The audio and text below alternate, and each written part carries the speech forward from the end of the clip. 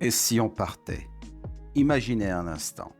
Vous êtes cadre supérieur, médecin, enseignant, ouvrier, éboueur. Vous vous levez tôt le matin.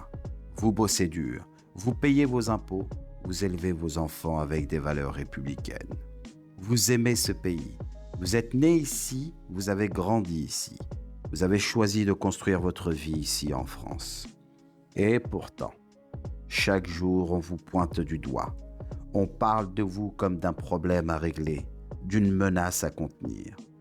Pas pour ce que vous faites, mais pour ce que vous êtes, musulmans. 6 millions de citoyens de confession musulmane, français comme les autres, mais qui portent sur leurs épaules le poids de la suspicion et de la stigmatisation.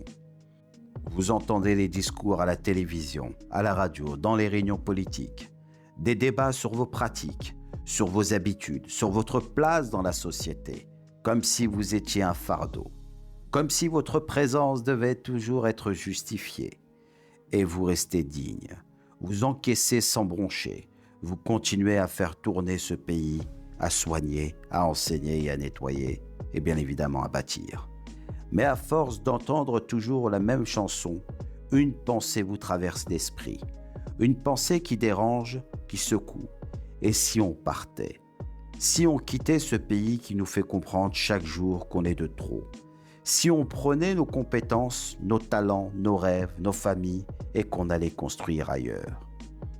Vous imaginez un instant des rues sans les éboueurs qui se lèvent avant l'aube, des hôpitaux sans ces médecins et infirmiers qui se battent pour sauver des vies, des écoles sans ces enseignants qui transmettent le savoir, des entreprises sans ces cadres et ouvriers qui donnent leur sueur et leur rigueur.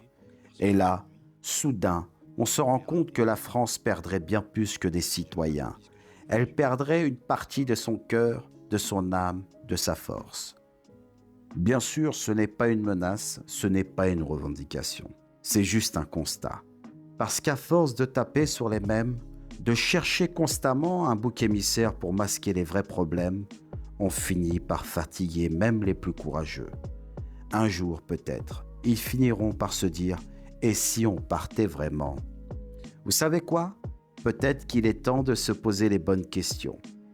La France veut-elle vraiment perdre les citoyens qui n'ont jamais voulu être autre chose que de vivre dignement et contribuer à ce pays? Faut-il vraiment pousser les gens à bout pour comprendre leurs valeurs? Cette réflexion n'est pas une provocation, c'est une vérité crue.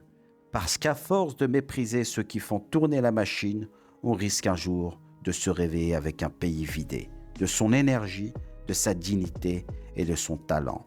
Alors, réfléchissons avant qu'il ne soit trop tard.